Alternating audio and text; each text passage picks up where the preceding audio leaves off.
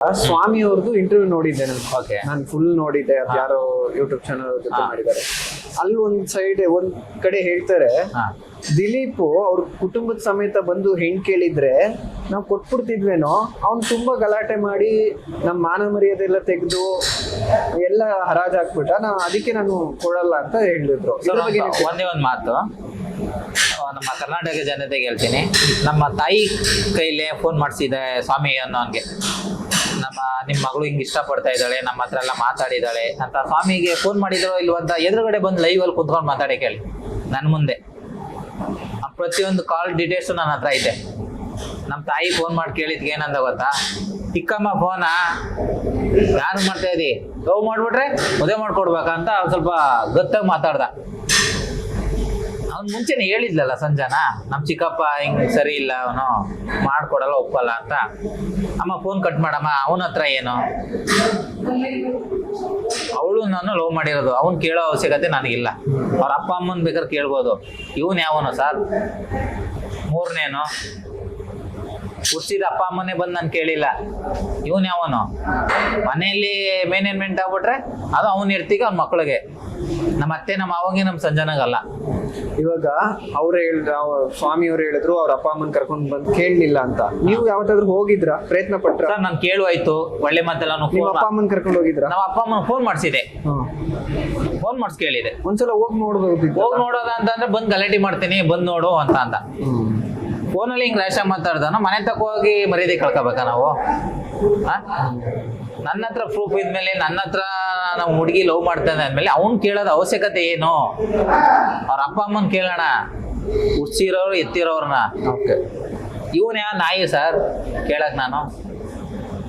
ಸ್ವಾಮಿ ಏನನ್ನ ಕೇಳ್ಬೇಕನ್ನ ರೂಲ್ಸ್ ಏನೈತೆ ಅದೇ ಹೇಳಿ ನಮ್ಮ ಕರ್ನಾಟಕ ಜನತೆ.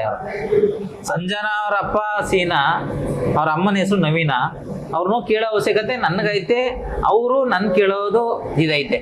ಇವನ್ ಯಾವನು ಮೂರನೇನು? ಸಂಜನಾ ಒಬ್ರೇನ ಮಗಳು? ಸಂಜನಾ ಒಬ್ಳು, ಹುಡುಗಿ ಅಣ್ಣ ಒಬ್ಬ ಇದ್ದಾನೆ ಕಾರ್ತಿಕ್ ಅಂತ.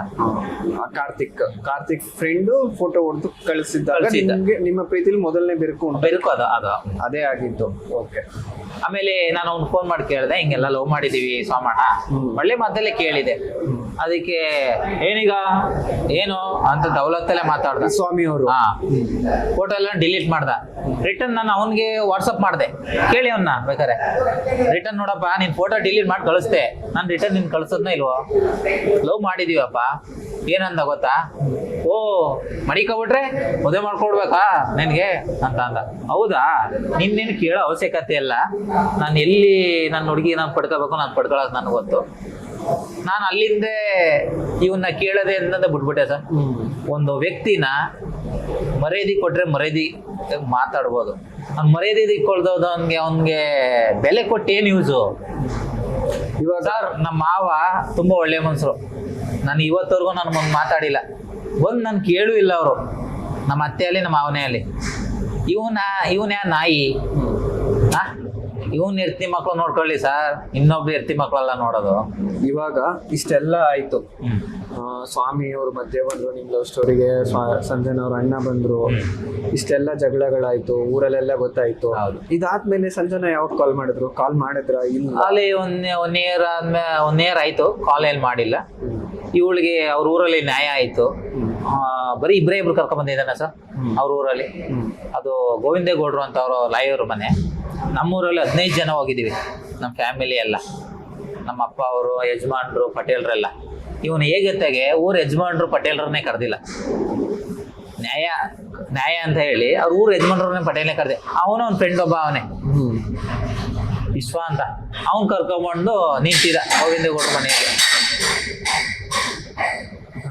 ಆವಾಗ ಗೋವಿಂದೇಗೌಡರು ಮನೇಲಿ ಎಲ್ಲ ಹೋದ್ರು, ಹುಡುಗಿ ಕರ್ಸು ಅಂತಂದ್ರೆ ಕರ್ಸಿದ್ರು. ಬಂದು ಟೇಬಲ್ ಹಿಂಗ್ ಮುಂದೆ ಹಿಂಗ್ ನಿಂತ್ಕೊಂಡ್ಲ, ಹಿಂಗೆ ನನ್ನೇ ನೋಡಿದ್ಲು. ಅಷ್ಟೆಲ್ಲ ಜಗಳ ಆಗಿ ಮೊದಲನೇ ಸಲ ನೀವು ಸಂಜನನ್ನ ನೋಡ್ತಾ ಇದ್ದೀಗ, ಏನಾಯ್ತು ಅವಾಗ? ಅವಾಗ ಬಂದು ಹಿಂಗ್ ಟೇಬಲ್ ಮೇಲೆ ಹಿಂಗ್ ಕೈ ಹಾಕೊಂಡು ನನ್ನೇ ನೋಡಿದ್ಲು. ಅಷ್ಟು ಜನ ಇದ್ರು, ಏನು ಮಾತಾಡ್ಲಿಲ್ಲ, ಬರೀ ನನ್ನೇ ನೋಡ್ಕೊಂಡು ನಿಂತಿದ್ದು. ನಾನು ನೋಡ್ತಾ ಇದ್ದೆ. ಆ ಹುಡುಗಿನ ಅಲ್ಲಿ ಎದುರುಗಡೆ ನನ್ನ ಮಾತಾಡ್ಸ್ನಿಲ್ಲ ಸರ್. ಮನೆ ಒಳಗಡೆ ಕರ್ಕೊಂಡೋಗಿ ಆ ಗೋವಿಂದೇಗೌಡರು, ನಮ್ಮೂರ ಯಜಮಾನ್ರು ರಾಜೇಗೌಡರು ಅಂತ, ಅವ್ರನ್ನ ಕರ್ಕೊಂಡೋಗಿ ಒಳಗಡೆ ಏನ್ ಮಾತಾಡೋರು ನನಗೇನು ಗೊತ್ತು. ಏನಂತ ಹೇಳಿದಾಳಂತೆ, ಇಷ್ಟಪಟ್ಟಿರೋದು ನಿಜ, ಅವನ ಜೊತೆ ಹೋಗ್ತೀನಿ ಅಂತ ಇರೋದು ನಿಜ, ನನಗೆ ಈಗ ಇಷ್ಟ ಇಲ್ಲ ಅಂತ ಹೇಳಿದ್ಲಂತೆ ಒಳಗಡೆ. ಅದನ್ನ ಬಂದು ನಮಗೆ ಊರ ಯಜಮಾನ್ರು, ನಮ್ಮ ರಾಜೇಗೌಡರು ಮತ್ತೆ ಗೋವಿಂದೇಗೌಡರು ನನಗೆ ಹೇಳೋರು. ಅವಳ ಬಾಯಲ್ಲಿ ಬಂದಿಲ್ಲ ಸರ್. ಈಗ ಎದುರುಗಡೆ ಮಾತಾಡಿದ್ರೆ ತಾನೇ ನಾನು ನಂಬಕ್ಕಾಗೋದು.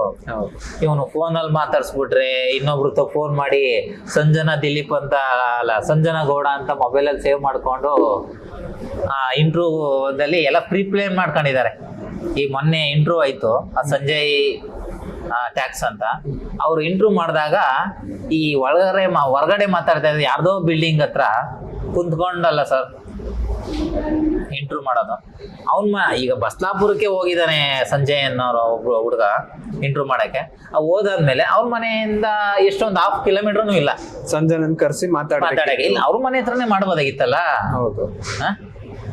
ಇವನು ಅಲ್ಲ, ಅವನ್ ಪ್ಯಾಲೇಸ್ ತೋರ್ಸು ಅಂತ ಅಂದ್ರೆ ಇವನು ಇನ್ನೊಬ್ರು ಪ್ಯಾಲೇಸ್ ಅಲ್ಲಿ ಕೂತ್ಕೊಂಡು ಇದ್ ಮಾಡ್ತಾ ಇದ್ದಾನೆ, ಇಂಟ್ರೋ ಕೊಡ್ತಾ ಇದ್ದಾರೆ. ಇವಾಗ ಇಷ್ಟೆಲ್ಲ ಆಯ್ತು ನಿಮ್ ಲವ್ ಸ್ಟೋರಿನಲ್ಲಿ. ಜಗಳ ಆಯ್ತು, ಸ್ವಾಮಿ ಬಂದ್ರು, ಊರ್ ಯಜಮಾನ್ರು ಬಂದ್ರು, ನ್ಯಾಯ ಪಂಚಾಯತಿ ಆಯ್ತು. ಈ ಪ್ರಕರಣ ಪೊಲೀಸ್ ಸ್ಟೇಷನ್ಗೆ ಯಾವಾಗ ಹೋಯ್ತು? ಪೊಲೀಸ್ ಸ್ಟೇಷನ್ಗೆ ಹುಡುಗಿ ನಾನು ಕರ್ಕೊಬರಕ್ಕೆ ಅಂತ ಅವಳು ಇಷ್ಟಪಟ್ಟಿದ್ದಲ್ಲ, ಬಾ ಅಂತ ಆದಿಲಿ ಅಂತ ಅಲ್ಲ. ಅವಾಗ ಫೆಬ್ರವರಿ 14 ಅವಾಗ ಹೋದೆ, ಕರ್ಕೊಬರೋಣ ಅಂತಾನೆ ಹೋದೆ. ಅವಳನ್ನ ಏನು ಕಿಡ್ನಾಪ್ ಮಾಡ್ಬೇಕು ಅಂತ ಹೋಗಿಲ್ಲ. ಕಿಡ್ನಾಪ್ ಮಾಡೋದಾಗಿದ್ರೆ ಒಡವೆ, ವಸ್ತ್ರ, ಬಟ್ಟೆಗಳು, ಮದುವೆ ಆಗೋದು ಅವೆಲ್ಲನೂ ತಗೊಂಡು ಹೋಗ್ತಾರೆ ಸರ್ ಕಿಡ್ನಾಪ್ ಮಾಡಕ್ಕೆ. ನೀವೇ ಹೇಳಿ, ನಮ್ಮ ಕರ್ನಾಟಕ ಜನಗಳು ಹೇಳಿ, ತಾಲಿ, ಬಟ್ಟೆ, ಪ್ರತಿಯೊಂದು ಒಂದು ಮದುವೆ ಹುಡುಗಿಗೆ ಏನ್ ಬೇಕೋ ಅದೆಲ್ಲನೂ ತಗೊಂಡೋಗಿದೆ. ಆಮೇಲೆ ಅದು ನೋಡಿದ್ರೆ ಕಿಡ್ನಾಪ್ ಅಂತ ಅನ್ನೋದು ಪ್ರೀತಿ ಪಟ್ಟಿ ಮದುವೆ ಹೋಗ್ತಾವ್ರ ಅಂತ ಅಂತಾರೋ. ಇವನು ಹೇಳ್ತಾನೆ ಕಾರಲ್ಲಿ ಇಕ್ಕೊಂಡಿದ್ರು ಅಂತ. ಆ ಕಾರಲ್ಲಿ ಇಕ್ಕೊಂಡಿದ್ರೆ ಪೊಲೀಸ್ ಸ್ಟೇಷನ್ ಕೊಡ್ಬೋದಾಗಿತ್ತಲ್ವ ಸರ್? ಹೌದು, ಪ್ರೂಫ್ ತೋರಿಸ್ಬೋದಾಗಿತ್ತಲ್ಲ ಹಿಂಗೆ ಅಂತ. ಇವನು ಇಂಟ್ರೋದಲ್ಲ ಹೇಳೋದು, ರೀಕ್ಲೈಮ್ ಮಾಡ್ಕೊಳ್ಳೋದಲ್ಲ. ಇವನ್ಗೆ ಎಷ್ಟು ಇರ್ಬೇಕು, ನನಗೆ ಎಷ್ಟು ಇರ್ಬೇಕು? ಹೌದು, ಪ್ರೀತಿ ಮಾಡಿರೋನ್ಗೆ 24/7 ನನ್ನ ಹುಡುಗಿ ಫೋನ್ ಮಾಡ್ತಿದ್ದೆ ಸರ್ ಬೆಂಗಳೂರಲ್ಲಿದ್ದಾಗ. ಆ ಹುಡುಗಿ ಇಲ್ಲಿಂದ ಬೆಂಗಳೂರಿಂದ ಊರಿಗೆ ಹೋಗ್ಬೇಕಾದ್ರೆ ಹತ್ಕೊಂಡು ಹೇಳ್ತಿದ್ದ, ದಿಲ್ಲಿ ನೀನು ಹೋಗ್ತಾ ಇದ್ದೀನಿ ಬಿಟ್ಟು, ಹೆಂಗಿರ್ಲಿ. ಅವಳು ಫೋನ್ ರೆಕಾರ್ಡಿಂಗು ಐತೆ, ನಾನು ಬೇಕಾದ್ರೆ ಕೇಳಿಸ್ಲಾ. ಅವನ ಥರ ಅವಳು ಸಂಜನಾ ಗೌಡ ಅಂತ ಸೇವ್ ಮಾಡ್ಕೊಂಡು ಫೋನ್ ಮಾಡ್ಬಿಟ್ಟು ಸ್ವಾಮಿ ಎತ್ತಿ ಎತ್ತುತ್ತಾಳೆ. ಸಂಜನಾ ಫೋನ ಸ್ವಾಮಿ ಎತ್ತಿ ಯಾಕೆ ಎತ್ತುತ್ತಾರೆ? ಸಂಜನದ ಫೋನ್ ಇದ್ಮೇಲೆ ಸ್ವಾಮಿ ಮಿಸ್ಸಸ್ ಯಾಕೆ ಎತ್ತಬೇಕು? ದಿವ್ಯಾ ಸಂಜನಾನೇ ಎತ್ಬೇಕು. ಈಗ ನಿಮ್ ಫೋನ್ ನೀವೇ ಎತ್ಬೇಕಲ್ವಾ? ಹೌದು. ಈಗ ಸಂಜನಾ ಗೌಡ ಅಂತ ಸೇವ್ ಮಾಡ್ಕೊಂಡು ಮೊಬೈಲೇ ಇಲ್ಲ ಅವಳ ಹತ್ರ, ಅದಂಗೆ ಸಂಜನಾ ಗೌಡ ಅಂತ ಸೇವ್ ಆಯ್ತು? ಇವಾಗ ನಿಮ್ ಕೇಸ್ ಪೊಲೀಸ್ ಸ್ಟೇಷನ್ಗೆ ಹೋಯ್ತಲ್ಲ ಮೊದಲನೇ ಬಾರಿ, ಅಲ್ಲಿ ಏನ್ ತೀರ್ಮಾನ ಆಯ್ತು ಸರ್? ಏನು ತೀರ್ಮಾನ ಆಗಿಲ್ಲ. ಅವರು ಏಜ್ ಆದ್ಮೇಲೆ ಮದುವೆ ಮಾಡ್ಕೊಳಪ್ಪ, ಅಲ್ಲಿವರೆಗೂ ತೊಂದರೆ ಕೊಡಬೇಡ ಅಂತ ವಾರ್ನ್ ಮಾಡಿ ಕಳ್ಸಿದ್ರು. ವಾರ್ನ್ ಮಾಡಿದ್ರು. ಬರೀ ದುಡ್ಡುಗೋಸ್ಕರ ಒಂದು ಪ್ರೀತಿ ರೋಡ್ ತಂದ್ರು ಸರ್. ನಮ್ಗೆ ಎಷ್ಟು ನೋವಾಗಬೇಕು ಪ್ರೀತಿ ಮಾಡಿರೋರಿಗೆ. ನಂದು ನನ್ನ ಹುಡುಗಿದ್ ಹೋಗೈತೆ, ಯಾರ್ಯಾರು ಹೇಳ್ದು ಹೋಗಿಲ್ಲ. ಬಸ್ತಾಪುರ ಸ್ವಾಮಿದು ಹೋಗಿಲ್ಲ, ಅವ್ನು ಸಂಜನ ಮದುವೆ ಮಾಡ್ಕೊಡೋ ಗಂಟ ಅಷ್ಟೇ. ಆಮೇಲೆ ಇವನೇನೋ ಅವರೇ ಯಾರೋ. ಹೌದಾ ಇಲ್ವಾ? ಇವಾಗ ಜೊತೆಲೇ ಇದ್ದೀವಿ ಅಂತ ಹೇಳ್ತಾನೆ. ಆ ಜೊತೆಲಿ ಇರೋದಕ್ಕೆ ನಿಮ್ಮ ಅಣ್ಣ ಅತ್ತಿಗೆಗೆ ಅದೇನ್ ಮಾಡಿದೀಯಪ್ಪ? ಏನು ಅವ್ರಿಗೆ ಆಸ್ತಿ ಬರ್ಕೊಟ್ಟಿದೀಯೋ? ನಿನ್ ತಮ್ಮನ್ಗೆ ಅಲ್ಲಿ, ನಿನ್ ತಮ್ಮನ ಹೆರ್ತಿಗೆ ಅಲ್ಲಿ ಆಸ್ತಿ ಬರ್ಕೊಟ್ಟಿದೀಯಪ್ಪ? ಇವಾಗ ಮೊನ್ನೆ ರೀಲ್ಸ್ ಅಲ್ಲಿ ನೋಡ್ತಾ ನಿಮ್ದೊಂದು ರೀಲ್ಸ್ ನೋಡಿದೆ ನಾನು. ಅದ್ರಲ್ಲಿ ಸಂಜೆ ನನ್ಗೆ ನಾನು ಅದ್ ಕೊಡ್ಸಿದೀನಿ, ಇದ್ ಕೊಡ್ಸಿದೀನಿ, ಇಷ್ಟು ಖರ್ಚು ಮಾಡಿದೀನಿ, ಅಷ್ಟು ಖರ್ಚು ಮಾಡಿದೀನಿ ಅಂತ ಹೇಳ್ತಾ ಇದ್ದೀರಾ. ಏನೇನ್ ಕೊಡ್ಸಿದೀರಾ, ಎಷ್ಟು ಖರ್ಚು ಮಾಡಿದೀರಾ ಸರ್? ಡೀಟೇಲ್ ಆಗಿ ಹೇಳಿ. ಬಟ್ಟೆಗಳೆಲ್ಲ ಕೊಡಿಸ್ದೆ, ಅವಳು ಏನೇನ್ ಬೇಕು ಕೇಳಿದೆಲ್ಲನೂ ಕೊಡಿಸ್ದೆ. ನಾನು ಇವತ್ತವರೆಗೂ ಒಂದು 12 ಲಕ್ಷ ಖರ್ಚು ಮಾಡ್ಕೊಂಡಿದ್ದೀನಿ. 12 ಲಕ್ಷ? 12 ಲಕ್ಷ. ಅದು ಇವಳು ಇದ್ದಾಗ ಇಲ್ಲೊಂದು 5 ಲಕ್ಷ ಏನೋ ಖರ್ಚಾಗಿತ್ತು. ಯಾವ್ದಕ್ಕೆ 5 ಲಕ್ಷ? ಎಲ್ಲ ಪ್ರತಿಯೊಂದು ಶಾಪಿಂಗೇ ಆಗ್ಲಿ, ತಿನ್ನೋದೇ ಆಗ್ಲಿ, ಹೊರಗಡೆ ತಿರ್ಗಾಡೋದೇ ಆಗ್ಲಿ ಎಲ್ಲ ಆಗಿತ್ತು. ಇನ್ನು ಹುಡುಗಿ ನಾನು ಕರ್ಕೊಬರಕ್ಕೆ ಅಂತ ಹೋಗಿದ್ನಲ್ಲ, ಅವಾಗ 3 ಲಕ್ಷ ರೂಪಾಯಿ ದುಡ್ಡು, 2 ಲಕ್ಷ ರೂಪಾಯಿ ಒಡವೆ ಹೊತ್ಕೊಂಡು ಹೋದ ಈ ಸ್ವಾಮಿ ಅನ್ನೋನು. ಆ ಕಾರ ಬಿಟ್ಬಿಟ್ಟು ಬಂದಿದೆ ಅಲ್ವಾ ಸರ್?